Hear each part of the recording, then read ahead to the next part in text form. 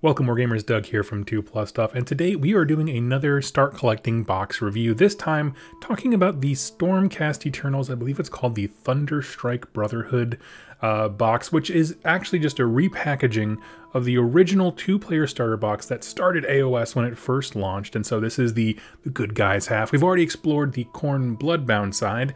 Now we're going to take a look at these guys, and when I do these kinds of reviews, if you're new to the channel and that kind of thing, what I dig to do is go unit by unit and tell you what you actually get, explore what they do in the game and what you can expect from them, and then we just do a discussion at the end talking about the overall value of the box. Is this a good way to get started? Recommended purchases from there. So go ahead and sit tight. We're going to move straight into the contents of this box. Alright, in the Start Collecting Stormcast Eternals Thunderstrike Brotherhood box, you will get 1 Lord Celestion on Dracoth, 1 Lord Relictor, 3 Retributers, 3 Prosecutors, and 10 Liberators. Now, if you're anything like me, that was a utter and complete mouthful. But taking a look at these models from a bird's eye view, you can tell you actually get quite a nice spread. If you don't know, Liberators are actually taken in units of 5, so getting 10 of them means you have all the battle line requirements you need for a 1k army. 1,000 point force if you're looking at doing matched play. The Lord Celestion on Dracoth is actually a pretty good hero. Like, he's nice and tanky, he does some damage. We'll talk about his war scroll in a bit. The Lord Relictor, as far as I know, this is the only way to get him. Let me think about that. If you know if there's another box set, I couldn't find one on the GW store, let me know in the comments down below. The Prosecutors are the flying ones, the Angel Wing boys, and we will explore their war scroll, and you will find out that they're kind of just there. You know, they don't do a whole lot in the game, but they are really fun models to paint. I can actually tell you that from experience. And there is one sore spot on this box, one thing that I don't like, and I address this in every single Start Collecting box that has it, and that is incomplete units. I don't like when a unit is taken at a minimum of 5 dudes. Okay, makes sense. 5 guys, all right. And then they give you 3 Retributors, which are sort of the elite heavy hitters of this set. They only give you 3, and you need 5 to be able to play, a full-sized unit. And I can't stress enough how much that bugs me. I don't know why. It just, if I wanted to buy something that was missing parts, I'd go to IKEA. But for this, it's just like, I mean, they're great models. There's just not really an easy way to get 2 more of them. But honestly, that is the only blemish on this set, and when we compare it to, say, Soul Wars, which is the current 2-player starter set that replaced this one, they actually have more units with incomplete models, or for unit sizes and that kind of stuff, and so I guess this is the lesser of 2 evils. But seeing as how it's like one of 2 great places to start Stormcast, we can talk about it anyway. But I'll give you a little preface here. The good definitely outweighs any negatives. So let's dive into those war scrolls and we'll chat about them. So I like to start with the leaders when we're talking about these, and this is the Lord Celestion on Dracoth. And all these war scrolls are available for free as PDFs online on the Games Workshop site. So go ahead and check them out. But this is the hero I said that was quite respectable. Got a 10-inch move because he's riding a mountain, and that is great for this faction because honestly, it's a bunch of slow moving infantry is largely what Stormcast Eternals is. And so having someone who can move 10 to move buffs around and have keyword synergies is fantastic. Now, he does have 7 wounds, also super good, a 3-up save, and 9 bravery. Now you can equip him a few different ways. He's armed with either a Tempestus Hammer, a Thunder Axe, a Lightning Hammer, or a Stormstrike Glaive. Now understand that when I say that, he has all these weapon options. The model that you get in this box doesn't have all the bits to do all these different options. His armament that he comes with here, because the one they give you in this set is a monopose, like it's built and molded a certain way, but there is a kit that you can buy where you have a lot more customization. I believe he is rocking the Lightning Hammer. And so looking over those weapon profiles, I'm really just going to stick to the Lightning Hammer because that's the one you can really interact with here. So it's got a 1-inch ranged, 3 attacks, 3s to hit, 3s to wound, -1 rend, and 2 damage. That is a savage profile. 2 damage on anything. I love the fact that it also comes with rend. Even though it's just -1, it'll still pierce quite a bit. So that's a fantastic profile for a starting hero. Now his abilities is where things get kinda nuts. If the unmodified hit roll for an attack made with a lightning hammer is 6, that attack inflicts 2 mortal wounds on the target in addition to its normal damage. If a unit suffers any mortal wounds in this way, it cannot pile in later. Those are 2 phenomenal rules. The fact that you're just doing more damage, I mean, on top of that, that means for every 6 that you roll on a hit, and you get 3 of those, 3 shots at it anyway each time he attacks, you have the potential to do 4 damage. That's awesome. And even if, you roll that 6, and let's say that you fail to wound with that, it still does the mortal wounds. That's something to kind of keep in mind of. All you have to do is roll a 6 to hit, and those mortal wounds will go through. Now, with him, he also has his mount can attack, and that's the claws and fangs, the bottom profile there. It has a 1-inch attack, 3 attacks total, 3s to hit, 3s to wound, -1 rend, and 1 damage. So a very similar profile to his rider. Over here, though, if we look at intolerable damage, if the unmodified wound roll for an attack made with a Dracoth's Claw and Fangs is 6, that attack has a damage characteristic of D6 instead of 1. Now, normally, I don't typically like when War Scrolls have you keep track of hits and wounds separately, like, the Lightning Hammer does this on 6s to hit, and the Claws do this on 6s to wound, because it's easy to get jumbled up and make very easy mistakes, or just forget them altogether, to be honest with you. But the truth is, these are both incredible abilities. Like, intolerable damage D6 for a damage characteristic is bonkers. I love it. He's a tanky little dude. He moves his 10 inches. He's just great. Now, a lot of these things that he can carry all have special abilities and, after effects. I'm honestly, because of the model you get is a static one, I am going to pass on those, but feel free to read them at your own time. So he also can take a Thunder Shield, which I don't believe comes on the model, but you can play it as such because it's his weapon loadout. You can reroll save rolls of 1 for attacks that target this model if this model is carrying a Sigmarite Thunder Shield. If the reroll save is successful, each enemy unit within 3 inches of this model suffers 1 mortal wound. So, if you can make him as tanky as possible, because there are ways in this faction to give +1 to saves, so you can do all this kinds of stuff, and you can make him a beast, because now he's going in, he's doing all those attacks we talked about before, and when the opponent swings back, you now have a new opportunity to dispense wounds. And what's cool is that it's not just on the person who attacked them. It's each enemy unit within 3 inches of this model, so that's pretty great. I don't suggest, trying to tag like 6 units because they're all going to attack him and he's going to die, but it does great for just throwing a wound here and there. Now, the next relevant ability we're going to talk about here at the bottom left is Storm Breath. In your shooting phase, you can pick a point on the battlefield within 12 inches of this model that is visible to them. Roll a dice for each enemy unit within 2 inches of that point. On a 4-up, that unit suffers D3 mortal wounds. Now, I want to point out a couple really important things about that rule that we just talked about. One, it's awesome because it's just more wounds on top of what we were already talking about. The second thing is, for newer players, this is an easy point of confusion. That ability happens in the shooting phase. It's not a shooting attack, and so anything that modifies shooting attacks, or some units get special saves against shooting attacks, like they get additional armor against shooting weapons, that kind of thing, none of that applies because it's not a shooting attack. It's an effect that happens in the shooting phase, and that's very different. That being said, it's not going to rock the world. It only happens on a 4-up, but remember, you can pick any point within 12 inches. So even if you don't, kind of plow this guy straight into, 3 or 4 units, maybe he just taps 1, but in the shooting phase, he can pick a point within 12 inches of that, and maybe go towards the back line, clip some heroes, and that kind of stuff. So it can be very effective. You're projecting threat 12 inches further at any given time than he actually is. So that's pretty awesome for not having a gun on his profile. And lastly, because like I said, we're skipping all of the weapons that are not applicable. Of course, you could, clip his hand and put whatever weapon you want on there. It's up to you. But the command ability, Lord of the Host. You can use this command ability at the start of the Battle Shock phase. If you do so, pick a friendly model with this command ability. Of course, he has it. Until the end of that phase, you do not have to take Battle Shock tests for friendly Stormcast Eternals units while they are wholly within 24 inches of that model. Now, I'll be honest with you, Battle Shock is kind of in a weird place right now. There's a lot of ways to circumvent it, and this is a great one where you can just, everyone within 2 feet, and he's a big model. I mean, he's not like, you know, huge towering over the battlefield, but his base is bigger than, say, you know, Stormcast Eternals. So 24 inches on him is really, really good.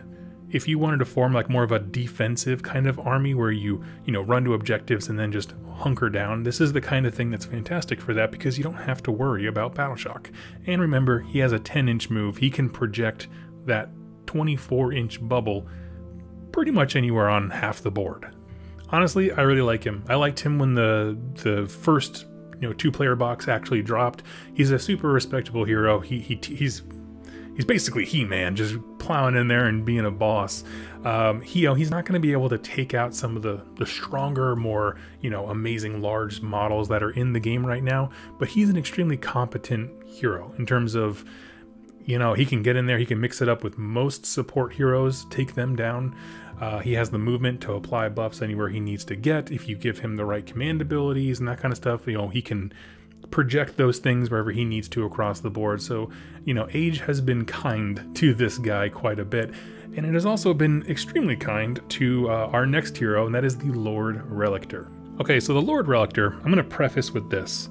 There's so much more going for this guy than what you're going to see on this paper, okay? And I'll explain that at the end. So he has a 4-inch move, very slow. He's a chunky dude in his armor. 5 wounds, 3 up save, and 9 bravery. He's armed with a relic hammer. 1-inch range, 4 attacks, 3s to hit, 3s to wound, -1 rend, and 1 damage. So one thing we can tell pretty quickly is that he is not a melee monster, right? He's there for being a cheerleader. So let's take a look at these abilities. Lightning Storm. In your hero phase, you can declare that the Lord Relictor will pray for a lightning storm. If you do so, pick a unit that is within 12 inches of this model and roll a dice. On a 3 or more, the unit you picked suffers D3 mortal wounds, and your opponent must subtract 1 from all hit rolls for the unit until your next hero phase. A Lord Relictor cannot pray for a lightning storm and a healing storm in the same turn. Now, right off the bat, that's fantastic because it's a mortal wound thing that is not related to magic. So your opponent can't unbind it. It's a prayer. You can fail it on 1 or 2, of course, but, you know, honestly, more times than not, it's going to go off. And it's just another D3 mortal wounds, and that's fantastic because it's those little, you know, chipping away at stuff, like between this and the shooting attack that can't be blocked or you know, shut down from the Dracoth, all that kind of stuff. It does add up, especially when you're talking about support characters and things like that. When this initially dropped, the 2-player starter set, this was phenomenal at taking out those Khorne synergy pieces that are very important to that faction. Now, the next thing you can do is the Healing Storm. In your hero phase, you can declare this model as praying for a healing storm. If you do so, pick a friendly model with the Stormcast Eternal keyword that is within 12 inches of this model and roll a dice. On a roll of 3 or more, you can heal up to D3 wounds that have been suffered by the model that you picked. And you can't pray for that and the Lightning Storm in the same round. Okay, so let's talk about this guy. He is awesome. For what you see on the War Scroll, he might not seem it, because all he's doing is a couple mortal wounds here and healing a guy there, and you might say, oh, it's a basic support character, and it certainly is. You wouldn't be wrong. The thing is, though, if you buy the Stormcast Eternal Battle Tome and you start using this army, there is actually a whole section of unique prayers that he has access to that are work in addition to what he already has on his War Scroll. He can pray more than once per round. He just can't do those 2 specific prayers on his War Scroll at the same time. But the 6 that come in the book are powerhouses. One allows you to teleport pretty much anywhere across the board outside 9 inches of an opponent. There's all kinds of stuff as far as like defense and offense, and there's a lot of things going on. So the Lord Relictor, if you are someone who wants to be a Stormcast player, I'm not going to say as a must-have, but he is a very important tool that you probably want to have in your toolbox, unless you want to do something very specific. Like if you're someone who's like, I want an all Dracoth army, you know, you do you, but you probably don't need him at that point or want him. But for the standard player who's just going to explore all the options that Stormcast can do, he heals, he shoots, he can do all kinds of stuff. I cannot overstate the importance of being able to teleport, because this faction on the whole is quite slow. Once you start getting into those allegiance abilities and stuff, they can arc down from the sky and kind of deploy in a lot of places. But once they're there, they're slow. They don't move around a whole lot. So kind of keep that in mind, that he has a lot more potential the second you buy the Stormcast Eternal Battle Tome. With that being said, we're going to talk about the next mainstay that you are going to want a couple units of, and that is the Liberators. Not really sure why Games Workshop decided to put a different kind of War Scroll image instead of the black and white, but here we are. Liberators have a 5-inch move, 2 wounds each, 4 up save, and 6 bravery. So the bravery is a little strange to me. I don't know why they don't have a higher one than that, seeing as how they're supposed to be these conquered heroes, but all in all, 2 wounds and a 4-up save is very respectable in this game. It's the kind of thing that can sit on an objective and reliably hold it. It takes more work than you might think to dislodge them from there. And again, Liberators are your base unit in the Stormcast Eternals book, and so having them be cheap and versatile, like they're not supposed to be these powerhouses going out there and killing. They're just meant to fill your ranks, get your battle line requirement, and, you know, be a wall, essentially. That's what they're great at, is being a wall. Now, this is another situation where if you buy the standalone kit, you have a lot of versatility in how you equip these guys, but the ones that you get in this specific Start Collecting box, because that first run of 2-player starter sets, they all had like very set weapons, there's no customization to them, you get a Warhammer and a shield. And so we're going to stick to just talking about those for the time being, because again, I don't want to overload you with all the options. They're not available to you if you buy this box. I just want to make sure you understand that. The leader is a Liberator Prime. Liberator Prime makes 3 attacks rather than 2. That's awesome. With that out of the way, we're going to talk about the Warhammer profile itself. So it is range 1, 2 attacks, 3 if it's the leader, 4s to hit, 3s to wound, no rend, 1 damage. Like I said, these guys are not going toe-to-toe with the biggest things in the game. They're not super scary. Even if you get the super kitted out one, honestly, only 1 dude in the unit can take like a super cool weapon. So again, they're not going to be crazy. However, they can be very, very good for your faction because they are really durable. And as far as abilities go that kind of take them that next step further, there are 2 that are relevant to us today, and that is Lay Low the Tyrant is the first one. If any model from this unit selects an enemy unit with a wounds characteristic of 5 or more as the target for its attacks in combat, add 1 to all the model's hit rolls, so they're better at hitting big things. Now, what's interesting is the kinds of units or models that have 5 or more wounds. These are a lot of things like chariots or some heroes. Obviously, almost every single hero in the game has 5 or more wounds. But honestly, like I play Nurgle and I love the Puscoil Blightlords, and all of those guys are like 7 wounds. Like it's nuts how many things that can come into play against, but it is easy to forget. So try and remember that. Lay Low the Tyrants, fantastic rule. And the last one here is the Sigmarite Shield. And I say it's relevant because in this collecting box, you only get Warhammer and Shield as a weapon loadout. You can reroll save rolls of 1 for this unit if any models are carrying a Sigmarite Shield. So it's a 4-up, rerolling 1s flat.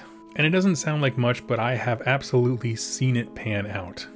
Because there are, like I said, optional ways to get bonuses to your save, up like a +1, and then if you factor in the already existing rerolling 1s, it's pretty awesome. Now, one thing I did mention in my Slaves to Darkness review that I put out recently, where the Chaos Warriors are sort of like an evil version of these guys. Very, very similar stat lines and all that kind of stuff. The difference is that their shield allows them to deflect mortal wounds. If you'll notice, a lot of these War Scrolls in this faction, and every single one of the ones that comes in this box, very susceptible to mortal wounds. And so these are the kind of situations where having some amount of healing, like say for example a Lord Relictor, is not a bad idea. And with that, we're going to roll right into the Prosecutors. Now, the Prosecutors are very interesting, I would say, as a unit. So essentially what they are, and I'll actually scroll up so you can see the picture of them, they are functionally just Liberators with double hammers and wings. Okay, they come in units of 3 rather than 5, and there are some cool things with them. There actually was a time when they were phenomenal, and now they're sort of a very interesting unit. And we'll just chat about it, and we'll explain here. So they have a movement of 12, still 2 wounds, 4-up save, which is great for, you know, a faster unit. 4-up save is fantastic.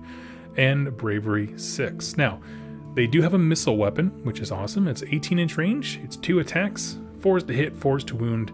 So they're not going to be doing a whole lot because, you know, if all 3 attack the same target, that's 6 attacks, only 3 of them hit, 1.5 of them on average go through, and that haven't even taken a save yet. So it might do nothing. So kind of keep that in mind. Temper your expectations is what I'm saying.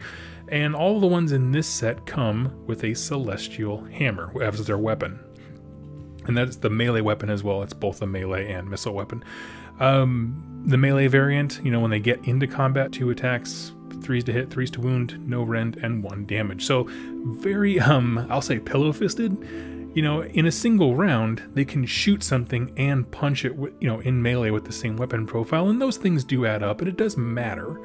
But on the whole, they're not going to do a whole lot.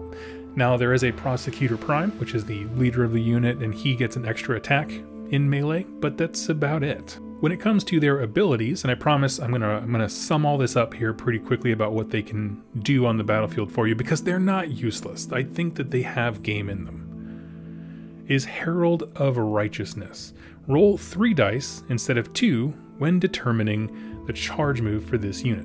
In addition, you can declare a charge with this unit if it is within 18 inches of the enemy rather than 12. Now that's a very important point, because there are other ways of getting, like, you know, increasing your charge value, like how, you know, you modify the dice, that kind of thing, but you always have to be within 12, whereas these guys, they are designed to be fast. They can very reasonably stretch out into a long bomb farther than anyone else can long bomb, essentially. You know, just throw themselves way up the battlefield on a charge. Keep in mind, though, the average of 3 dice is like somewhere around 9. So, you know, don't go hog wild and assume you're going to roll that 666. How often has that really happened to you? But the potential is there. And realistically, that's the only thing. All of these other options are, if you buy the standalone kit of Prosecutors, you get even more, you know, different types of variations on the weapons and that kind of stuff. They can take 1 special weapon per 3 guys, but you don't get those choices when you buy this set. Okay, so let's chat Prosecutors. I'm going to be honest with you, they're not a great unit, okay? I will not sugarcoat it whatsoever. But they do have a place in some armies. And the reason I say that they have a place is having a fast unit, fast in context of Stormcast, 12-inch move is blindingly fast for this army. That can go up the sides, doesn't need a lot of support, and can engage something in the backfield. You know, they can kind of go around your opponent or just straight up over them, depending on what you're playing against, and threaten some of their support pieces or objectives, because you can't be everywhere at once. So it's just one of those things, like, they have utility, but I think they're much more objective based and kind of playing mind games with your opponent than they are in terms of actual battlefield effectiveness. Now, for this and the Liberators, like I said, make it very clear, I'm mostly talking about the variants you get in this box because they're monopose. Things do change a little bit, and the math does change a little bit when you get into the full kits that have all the different weapon options and that kind of stuff, like the trident that the Prosecutors can take with the full set is really cool. But, you know, for this set, I would say don't expect much out of them. But if you just want to pin the enemy back for 1 round, you're not losing a lot by sacrificing them. If you throw them up the field and engage your opponent, I don't think they'll, I mean, if you're playing like Star Collecting Box games level stuff, I don't think they'll die in 1 round. Then you can have your Liberators go on to objectives, and then your Lord on Dracoth can support them, and the Lord Relictor is doing this whole thing. So, like, there is a place for them. I just don't think that they're going to wow you in the same way that, say, the Lord Celestion on Dracoth will. And last up are the retributers, okay? And amazing unit, straight up, okay? So in the box, you get 3 out of a 5-man unit, and you do not get the special weapon, the Star Soul Mace. So we're just going to be talking about the Lightning Hammer profile, but they are a 4-inch move, so they're paladins, they're heavy armor, so they move a little bit slower than Liberators. They're 3 wounds, because they have a lot more life in them, 4-up save still, and the melee weapon these guys get is the Lightning Hammer. 2 attacks each, 3s to hit, 3s to wound, -1 rend, and 2 damage. The 2 damage there on these guys is brutal. And then one of those guys can be a leader, and he gets +1 attack. So, you know, even though you only get 3 guys, those 3 guys go into a unit, you get 2, 4, 6, 7 attacks, because 1 for the leader. So what makes these guys so good? For the longest time, these guys were cleaning up the tables, like when AOS first started, because they're brutal. The ability Blast to Ashes is kind of what makes them. If the unmodified hit roll for an attack made with Lightning Hammer is 6, that attack inflicts 2 mortal wounds on the target and the attack sequence ends. Now, it's brutal because you don't have to roll the wound, they don't get a save, it's just boom, 2 mortal wounds right there. It's savage. And the Star Soul Mace also has a way of doing all kinds of cool mortal wound stuff, but like I said, you don't get one in this set. So doing some, you know, hashtag real talk about these guys, that's why I'm so disappointed that they only give you 3, because it is actually one of the better units in this army. I mean, and there's a bunch of good units in Stormcast because they always get lots of support and great model ranges and that kind of stuff, but the fact that they give you 3 out of the 5 and not the cool weapon option that does even more mortal wounds, it kind of takes the wind out of my sails a little bit. And I don't want to be like over dramatic in how negative that is. It's very easy to buy these on eBay just to fill the squad, and I recommend you do that because the retributers are a really, really good unit, and they complement this set well. You know, if we go through that scenario I talked about earlier where you throw the Prosecutors up to tie things down, and the Liberators go to each side, go grab an objective.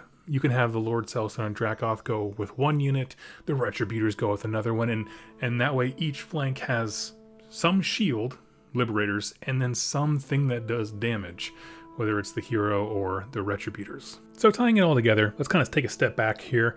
What do we have? Well, this was a starter box, or the 2-player starter set, Introduction to Stormcast Eternals and Age of Sigmar as a whole, for a reason. They give you a lot of different cool toys to play around with. You know, having units that have different movement values that you have to keep referencing, a solid stat line in terms of durability, like their saves are all 4 up except for the heroes. That's awesome. There's a lot of utility in the Lord Celestion and Dracoth. You'll use him a lot, I think, in the beginning. The Lord Relictor, you know, he's nominal as he is on a War Scroll, but the second you get that Battle Tome, his stock skyrockets. And he becomes a really, really cool piece that you probably want to own.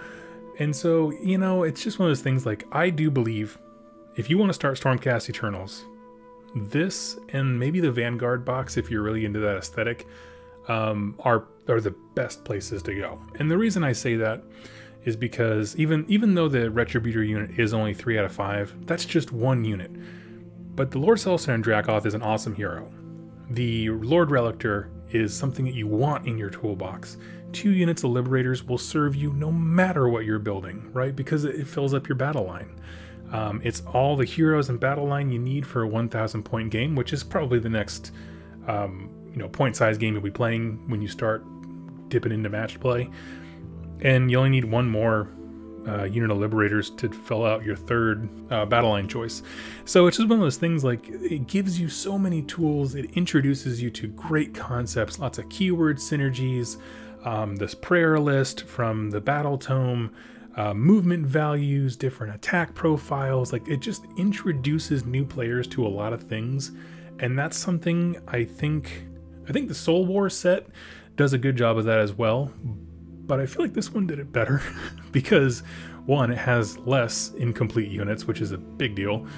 And then additionally, none of the synergies are so crazy.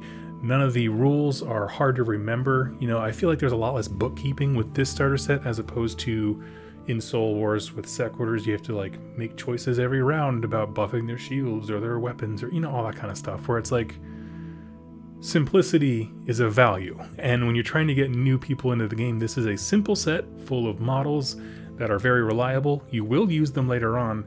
And, you know, if the only thing you have to do is go onto eBay and spend $4 to get 2 more Retributors, to have a full unit, that's awesome. Like, what a great deal.